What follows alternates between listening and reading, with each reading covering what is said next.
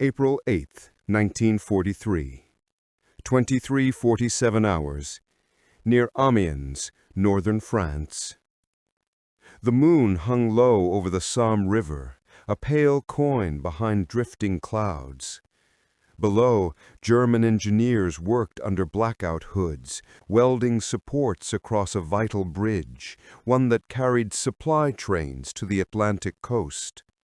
The only sounds were the hiss of torches and the steady rumble of distant artillery. In the darkness, Feldwebel Karl Brenner glanced at his wristwatch and cursed softly. "Noch 2 Stunden," he muttered. 2 more hours until the convoy was due. His men were exhausted, hands numb from the cold steel, yet the work could not stop. The bridge had been bombed twice in the past month. Luftwaffe command swore British bombers couldn't hit it again, not without radar, not at night. But above the clouds, something small and pale ghosted through the night air. Flight Lieutenant Peter Shand of No. 105 Squadron gripped the control column of his de Havilland Mosquito B Mark IV, the hum of twin Merlin engines pulsing through the cockpit. The altimeter read 9,000 feet. No escort, no formation. Just him, his navigator, and the dark. Through the canopy, France was a patchwork of faint lights, fires, factories, and the occasional flare of an anti-aircraft gun. The Mosquito's wooden frame creaked with every pocket of turbulence, but it was fast, too fast for German night fighters, and too quiet to trigger radar in time. "Bridge in sight, port side," his navigator whispered. Shand adjusted his course. He could just make out the pale ribbon of the river and the faint glint of metal, the bridge, crawling with German workers. He thought of the absurdity of it, flying 300 miles across enemy territory in what his ground crews jokingly called a wooden coffin. The Germans had nicknamed it Der Holzsarg, the wooden coffin too. "Bomb doors open!" Brenner heard it first, a faint, rising whine like the echo of a faraway horn. He looked up instinctively, but the night was silent again. No engines, no searchlights. He told himself it was nothing. The men kept welding. Sparks danced like fireflies in the cold air. Then the earth ripped open. The first 500-pounder struck the far end of the bridge, turning the steel trusses into a fountain of molten shrapnel. A heartbeat later, the second bomb landed square on the center span, the shock wave throwing Brenner and his men to the ground. Above, Shand felt the blast jolt through the Mosquito's frame. "Direct hit," his navigator shouted. Smoke and fire erupted beneath them, a red wound splitting the night. Shand banked hard, the Mosquito slicing through the moonlight as tracer fire erupted from the trees below. Streaks of orange snapping past the wings. But by the time the Germans aimed, the bomber was gone, swallowed by the darkness and speed. On the ground, Brenner stared at the burning wreckage of the bridge, his ears ringing, the heat licking his face. He had never even heard the bomber coming. He turned to his adjutant, voice trembling. "What was that?" The man spat dust and shook his head. "Not a plane," he said. "A ghost." February 18th, 1944, 11 a.m., Amiens, France. Clouds drifted low and gray over the French countryside as 3 Mosquitoes from No. 487 Squadron skimmed barely 50 feet above the snow-covered fields. The sound of their twin Merlin engines blended with the wind rushing over frozen hedgerows. Inside the lead aircraft, Flight Lieutenant Peter Shand adjusted his goggles. This mission was different. The target wasn't a bridge or a fuel depot. It was a prison. Amiens prison. Inside, hundreds of French resistance members awaited execution. "Hold steady," said his navigator, Flight Officer Raymond Sparks, glancing at his stopwatch. 17 seconds to release point. The mission, codenamed Operation Jericho, demanded impossible precision. The Mosquitoes had to breach the outer prison walls, not destroy the entire complex, creating an escape route for captured resistance fighters without killing them in the process. The plan had been called suicidal. Yet as the planes thundered toward the city, there was no hesitation. Down below, German guards patrolled the prison courtyard. One of them froze, squinting at the horizon. The faint hum of engines rolled closer, louder, until the air itself seemed to vibrate. Then, out of the mist, they appeared. 3 Mosquitoes flying so low their propellers churned up snow from the fields. The first bomb struck the outer wall, a precise, surgical explosion that sent dust and brick into the sky. Prisoners dove for cover as the second bomber streaked overhead, its payload blasting through the guard towers. Inside his cockpit, Shand clenched the control column as debris and smoke swallowed his windscreen. The Mosquito bucked violently, fragments pinging against its wooden fuselage. "Walls down, pulling up," Sparks shouted. The plane roared skyward, clearing the rooftops by mere feet. Behind them, columns of black smoke rose from the prison complex. The third wave came in moments later, hitting the main gate and administrative buildings. On the ground, chaos erupted. French prisoners, stunned and bloodied, realized what had happened. The walls were open. Dozens ran through the smoke, dodging gunfire from confused German guards. The raid had worked. Back at the German command post, Oberst Volker listened to the frantic radio chatter from Amiens. "Low-level attack, 3 aircraft, impossible speed, no radar warning, walls breached." He slammed the receiver down. "The wooden planes again. How are we supposed to fight what we can't even see coming?" The Mosquitoes were already gone, racing north toward the channel. In less than 10 minutes, the operation was over. The Luftwaffe scrambled fighters in response, but by the time they reached the coast, the British bombers had vanished, streaks of vapor dissolving into cloud. At RAF Marham, cheers erupted as confirmation came through. Operation Jericho was a success. For Shand, it was another narrow escape, another night living up to the legend the Germans had unknowingly given his aircraft, the ghost plane. But in Berlin, the name Mosquito was now circled in red on every intelligence board. Orders were issued: destroy the factories, study the wrecks, find a way to stop it. No one yet realized the bitter irony that the Mosquito's strength came from what Germany lacked, not armor, but ingenuity and the courage to build the unthinkable. March 1944, Hatfield, England. Inside the de Havilland aircraft factory, the air smelled of glue, varnish, and sawdust, not oil or steel. Sunlight filtered through high windows, illuminating rows of craftsmen bent over wooden frames. These were not typical war workers.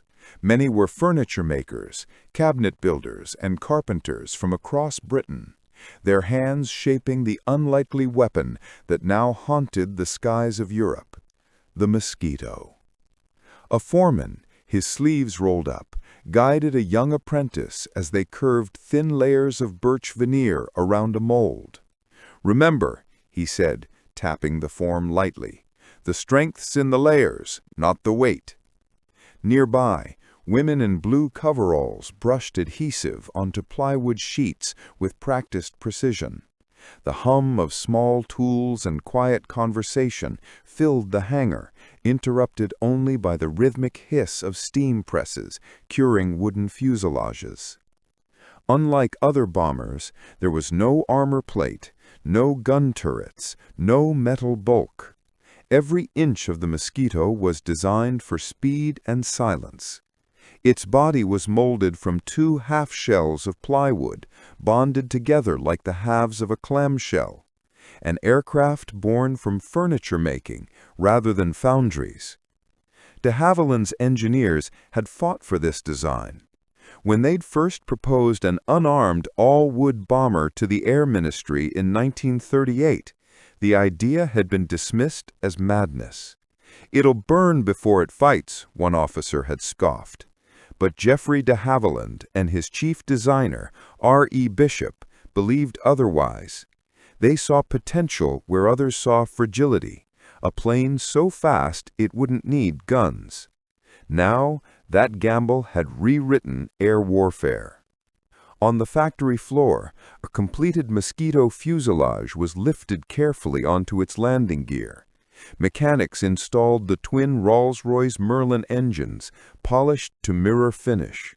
When the ignition test began, the roar filled the entire building, raw mechanical power married to handmade craftsmanship. Workers covered their ears, grinning despite the noise. Elsewhere, engineers inspected recovered wreckage from test flights, bullet holes patched, splintered wood relaminated. "She's tougher than she looks," one muttered, running a hand along a repaired section. Indeed, the Mosquito's laminated shell could absorb damage that would have shredded aluminum. Even a near miss could splinter, but not shatter, its flexible frame.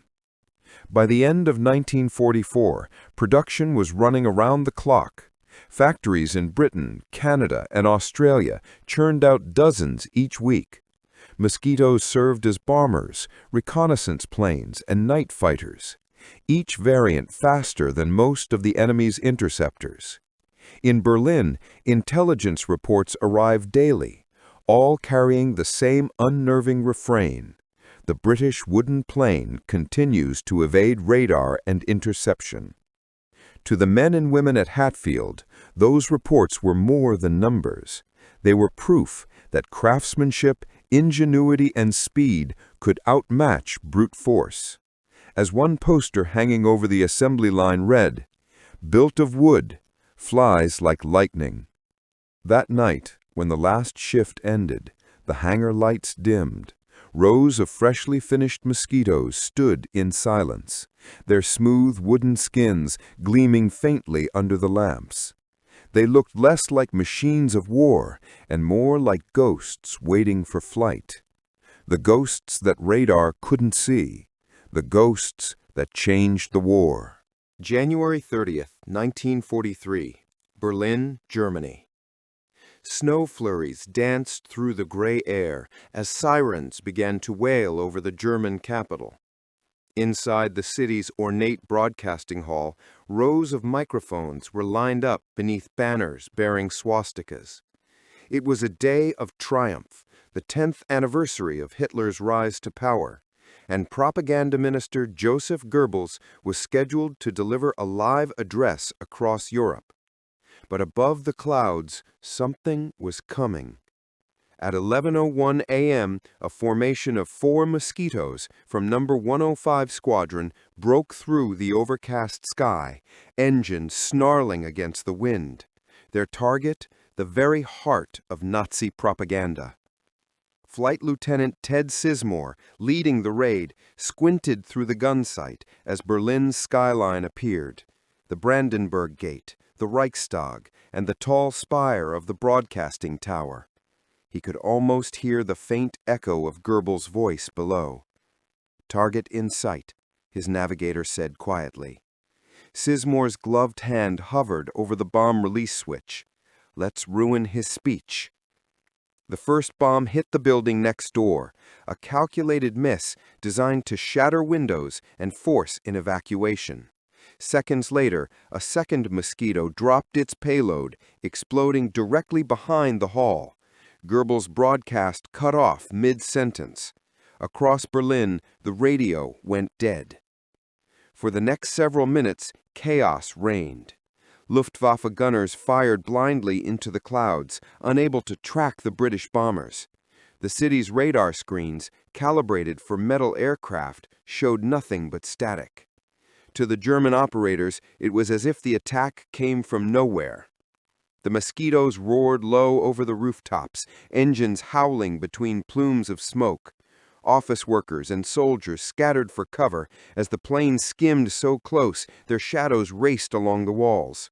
Then, just as suddenly, they were gone. Gone before the Luftwaffe could scramble a single interceptor. In a matter of 10 minutes, Berlin's proudest broadcast station was in ruins.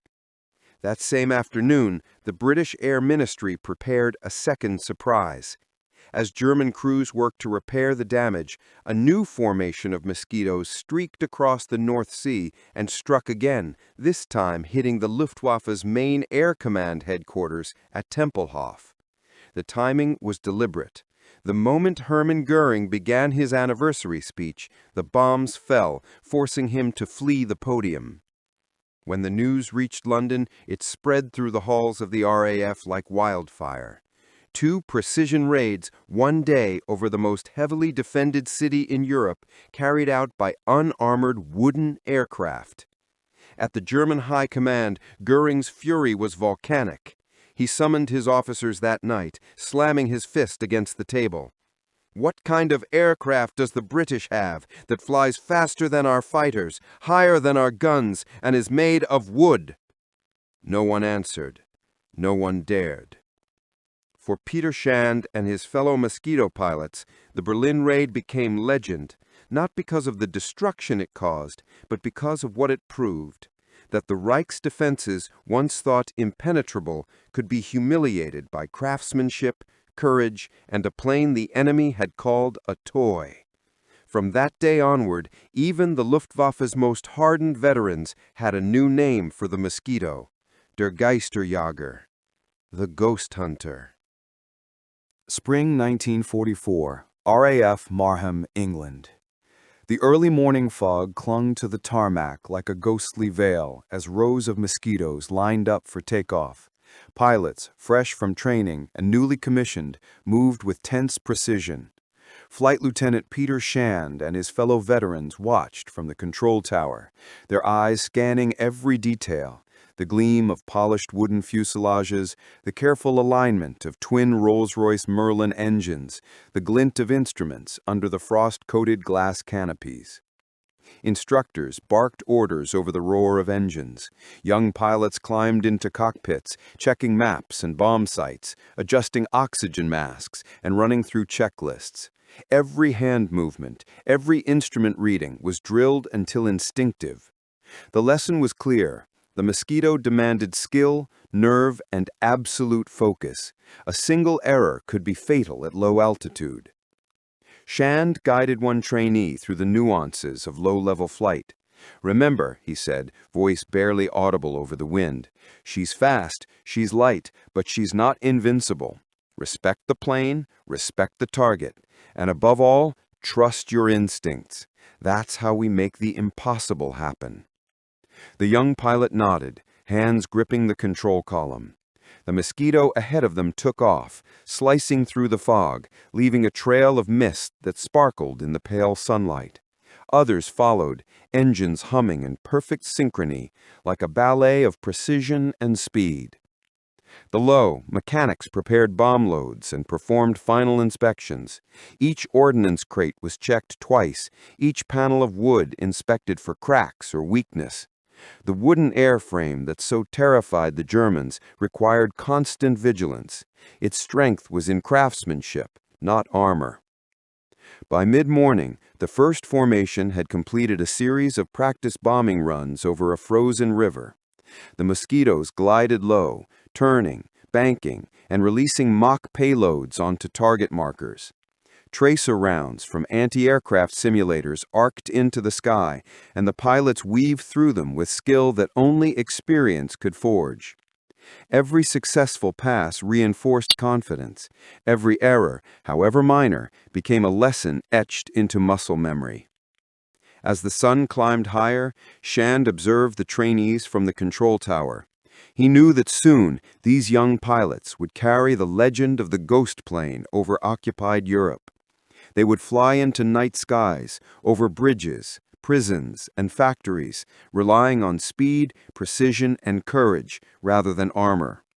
They would face flak, fighters, and frostbite, yet they would emerge again, unseen, untouchable, unstoppable. Marham buzzed with the quiet hum of preparation, anticipation, and determination. Each mosquito represented not just an aircraft, but an idea, that ingenuity, daring, and human skill could outmatch raw power. And in every pilot who climbed into the cockpit, that idea would live on. The ghosts were multiplying. April 12, 1944, Ruhr Valley, Germany. Darkness had fallen over the industrial heart of Germany, a labyrinth of factories, smokestacks, and railway lines. Night shift workers trudged home under the dim glow of street lamps, unaware that above them, the quiet hum of the mosquitoes sliced through the black sky. Flight Lieutenant Shand led a formation of 6 aircraft, their wooden fuselages ghost-like against the clouds, engines muffled by the cold air at 12,000 feet. The Ruhr was heavily defended. Searchlights swept the skyline, and flak batteries waited like mechanical predators. Yet the mosquitoes approached at low altitude, skimming the river valleys and weaving between hills to avoid detection. Radar operators in bunkers scanned frantically, seeing only faint blips, if any, and dismissing them as anomalies. The Germans had learned to fear the unseen. Inside his cockpit, Sean's eyes darted from the altimeter to the horizon, then to his navigator, Sparks, whose hands moved with practiced precision over maps and instruments. "Target in sight," Sparks whispered. Ahead, the factories of Essen and Dortmund glowed hauntly, chimneys puffing gray smoke into the night. The pilots knew that a single miscalculation could send them plummeting into steel and concrete, yet the rhythm of their training guided every maneuver. The first mosquito released its payload, incendiaries and precision bombs designed to cripple production, not obliterate the surrounding city. A plume of fire erupted across a steelworks, sparks and smoke coiling into the sky. German anti-aircraft guns fired blindly, tracer rounds streaking across the dark, while the mosquitoes banked and dived with astonishing accuracy. Each aircraft seemed to vanish into the night, untouchable and spectral. As the bombs found their marks, Shand and his crew felt a rare moment of satisfaction. Factories were silenced, railway lines disrupted, and production stalled, all without the catastrophic loss of civilian life the RAF so carefully sought to avoid. The mosquito's speed, agility, and ghostly design had turned the impossible into reality once again. By 2 a.m., the formation was over the channel, engines humming in low, steady rhythm. The first light of dawn began to bleed across the horizon, revealing nothing of the chaos they had left behind. In London, mission reports confirmed the strikes. German production lines in the Ruhr had suffered critical damage, yet RAF losses were minimal. Once again, the mosquitoes had proven themselves, a phantom menace no one could catch. Back in Berlin, alarm bells rang across the Luftwaffe High Command. Officers pored over intelligence, shaking their heads in disbelief. The toy planes had become a nightmare, fast, unarmored, and unstoppable. They had struck at the heart of Germany's war machine, and there seemed no end to their reach. Shand, meanwhile, allowed himself a brief smile. Another night, another mission. The legend of the ghost plane grew with every sortie, its wooden wings carrying courage, ingenuity, and the promise of freedom over enemy skies.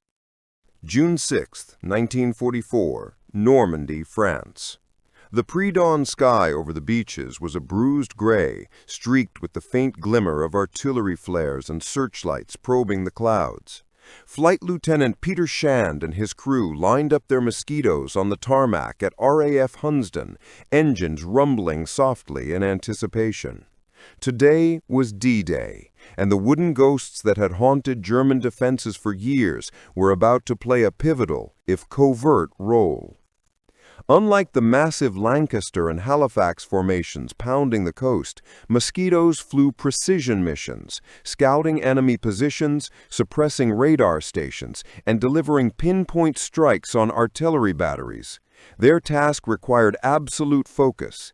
Even one mistake at low altitude could send them into hedgerows or anti-aircraft fire. Shan's navigator, Sparks, adjusted the flight path over the chalk cliffs of southern England. "Visibility clear, ground zero in 6 minutes," he murmured. The Mosquito's smooth wooden fuselage cut through clouds as they crossed the channel, engines humming in perfect synchrony.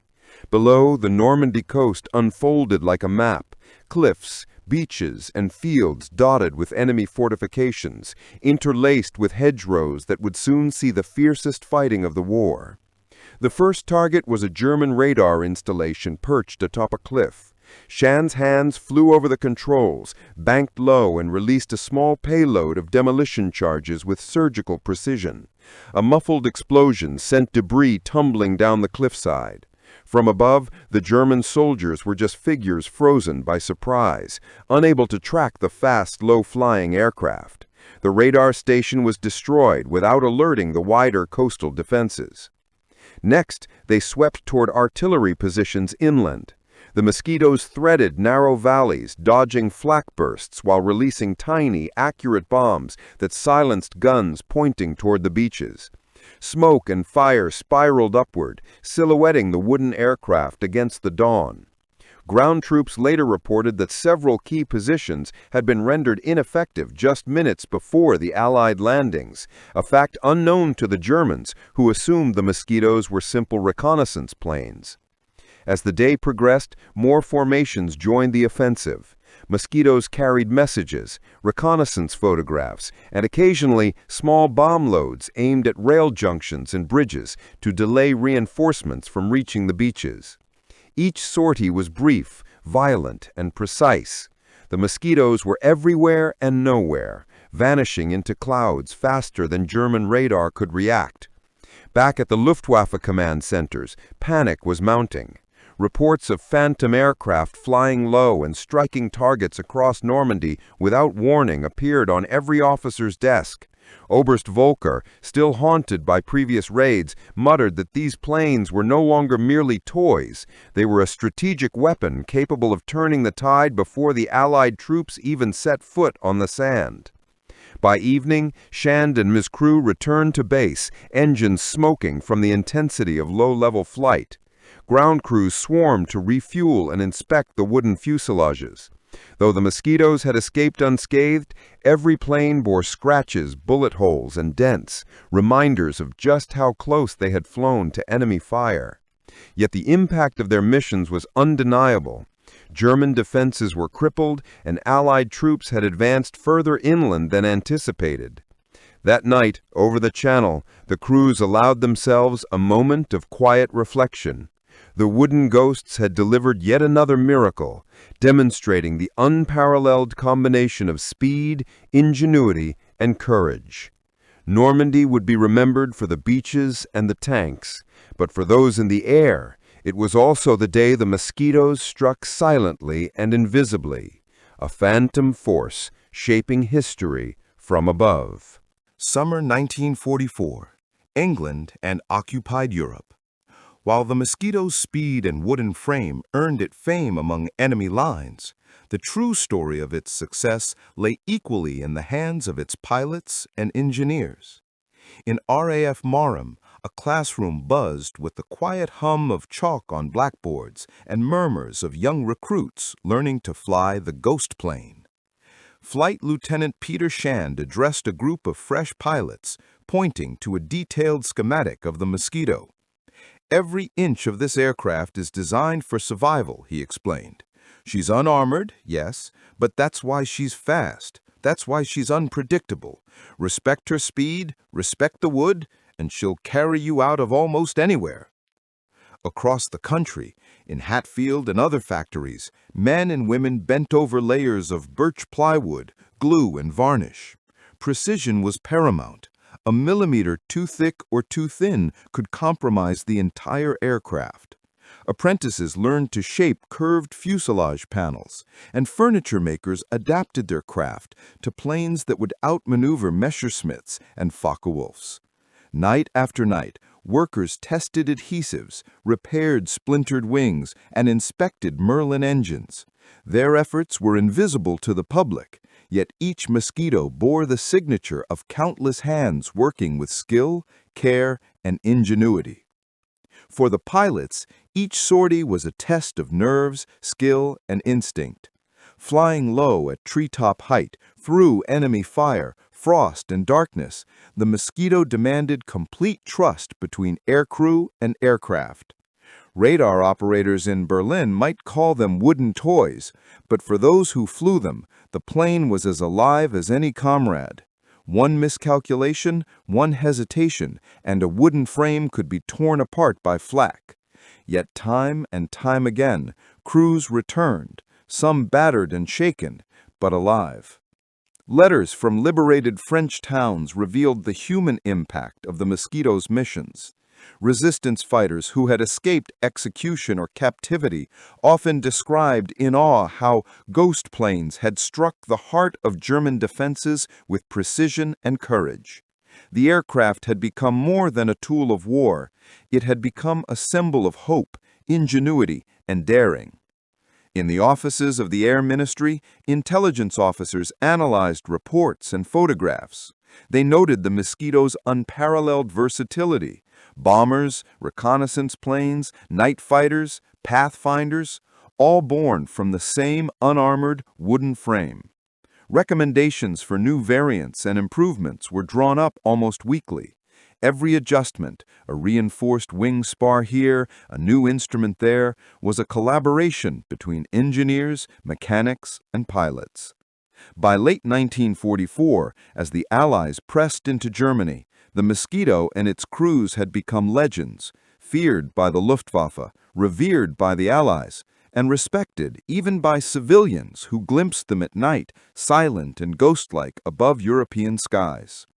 It was the skill, courage, and dedication of these unsung heroes that turned a toy plane into one of the most effective and versatile aircraft of the Second World War. Winter, 1945, Europe. The war in Europe was drawing to a close. Cities lay in ruins, rivers ran black with oil and debris, and the once mighty Luftwaffe had been shattered. Yet in the skies above, the memory of the Mosquito lingered. Its wooden fuselage, twin Merlin engines, and ghostly silhouette had become the stuff of legend. Pilots, engineers, and mechanics who had flown and built these aircraft knew the truth. It wasn't just a plane, it was a revolution in aerial warfare. In London, museums and RAF hangars began cataloging the Mosquito's contributions.